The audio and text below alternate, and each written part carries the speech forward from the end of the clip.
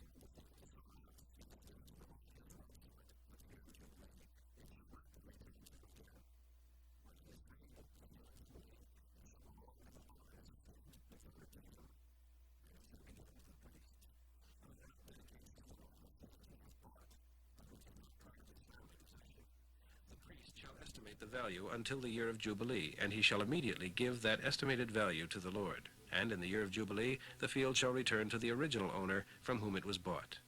All the valuations shall be stated in standard money. You may not dedicate to the Lord the firstborn of any ox or sheep, for it is already his.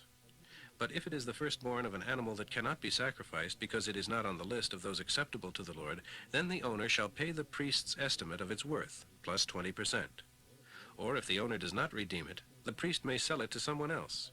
However, anything utterly devoted to the Lord, people, animals, or inherited fields, shall not be sold or redeemed, for they are most holy to the Lord. No one sentenced by the courts to die may pay a fine instead.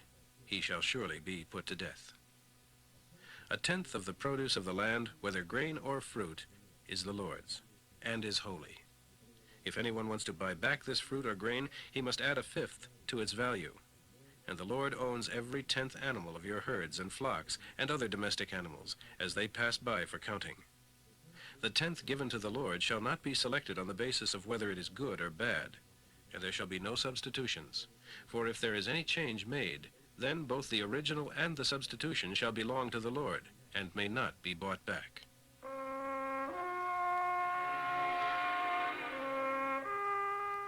These are the commandments the Lord gave to Moses for the people of Israel on Mount Sinai.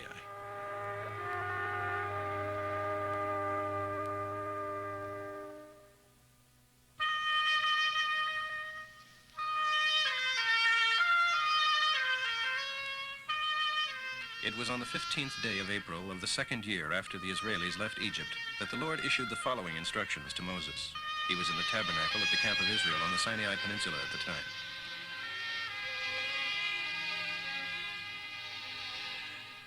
Take a census of all the men 20 years old and older who are able to go to war, indicating their tribe and family. You and Aaron are to direct the project, assisted by leaders from each tribe. From the tribe of Reuben, Elizur, son of Shedeur. From Simeon, Shalumiel, son of Zurishadai. From Judah, Nashon, son of Aminadab. From Issachar, Nathaniel, son of Zuar. From Zebulun, Eliab, son of Helon. From Ephraim, son of Joseph, Elishama, son of Ammihud. From Manasseh, son of Joseph, Gamaliel, son of Pedazur. From Benjamin, Abidan, son of Gideoni. From Dan, Ahiezer, son of Ammishaddai. From Asher, Hegiel, son of Akron. From Gad, Eliasaph, son of Duel. From Naphtali, Ahira, son of Enan. These were the tribal leaders elected from among the people. On the same day, Moses and Aaron and the above-named leaders summoned all the men of Israel who were 20 years old or older to come and register, each man indicating his tribe and family as the Lord had commanded Moses. Here is the final tabulation. Tribe, Reuben, the oldest son of Jacob, 46,500. Simeon, 59,300. Gad, 45,650. Judah, 74,600. Issachar, 54,400. Zebulun, 57,400. Joseph, Ephraim, son of Joseph, 40,500. Joseph Manasseh, son of Joseph, 32,200. Benjamin, 35,400. Dan, 62,700. Asher, 41,500. Naphtali, 53,400. Grand total, 603,550. This total does not include the Levites, for the Lord had said to Moses, "Exempt the entire tribe of Levi from the draft, and do not include their number in the census. For the Levites are assigned for the work connected with the tabernacle and its transportation. They are to live near the tabernacle, and whenever the tabernacle is moved, the Levites are to take it down and set it up again. Anyone else touching it shall be executed. Each tribe of Israel shall have a separate camping area with its own flag. The Levites' tents shall be clustered around the tabernacle as a wall between the people of Israel and God's wrath, to protect them from his fierce anger against their sins." So all these instructions of the Lord to Moses were put into effect. Mark 11:1 through 25. As they neared Bethphage and Bethany on the outskirts of Jerusalem and came to the Mount of Olives, Jesus sent 2 of his disciples on ahead. "Go into that village over there," he told them, "and just as you enter, you will see a colt tied up that has never been ridden. Untie him and bring him here. And if anyone asks you what you are doing, just say, 'Our master needs him, and will return him soon.'" Off went the 2 men and found the colt standing in the street, tied outside a house. As they were untying it, some who were standing there demanded, "What are you doing, untying that colt?"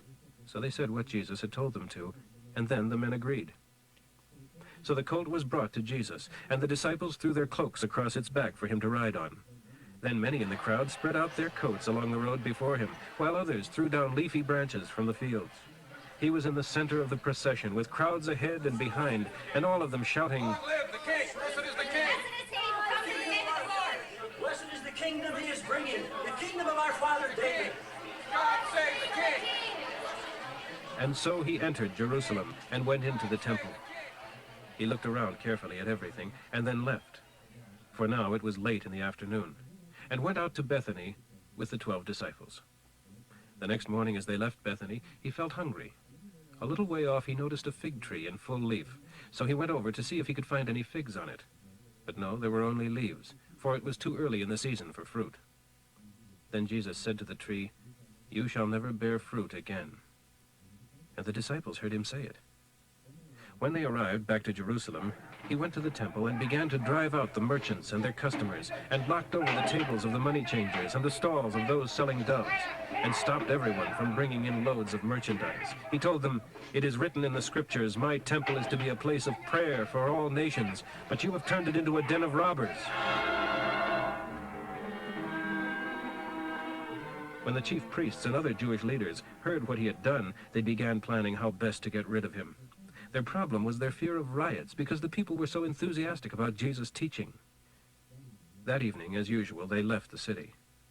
Next morning, as the disciples passed the fig tree he had cursed, they saw that it was withered from the roots.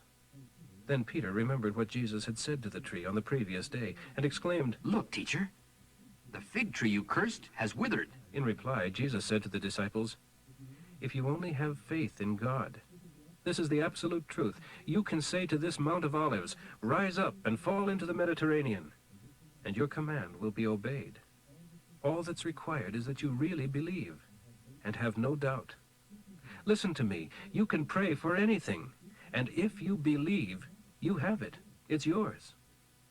But when you are praying, first forgive anyone you are holding a grudge against, so that your Father in heaven will forgive you your sins too." Psalm 46, 1 through 11. God is our refuge and strength, a tested help in times of trouble. And so we need not fear even if the world blows up and the mountains crumble into the sea. Let the oceans roar and foam. Let the mountains tremble. There is a river of joy flowing through the city of our God, the sacred home of the God above all gods. God himself is living in that city. Therefore it stands unmoved despite the turmoil everywhere. He will not delay his help. The nations rant and rave in anger, but when God speaks, the earth melts in submission and kingdoms totter into ruin. The commander of the armies of heaven is here among us. He, the God of Jacob, has come to rescue us. Come, see the glorious things that our God does, how he brings ruin upon the world and causes wars to end throughout the earth, breaking and burning every weapon. Stand silent Know that I am God. I will be honored by every nation in the world. The commander of the heavenly armies is here among us. He, the God of Jacob, has come to rescue us. Proverbs for today, 10:23. A fool's fun is being bad. A wise man's fun is being wise.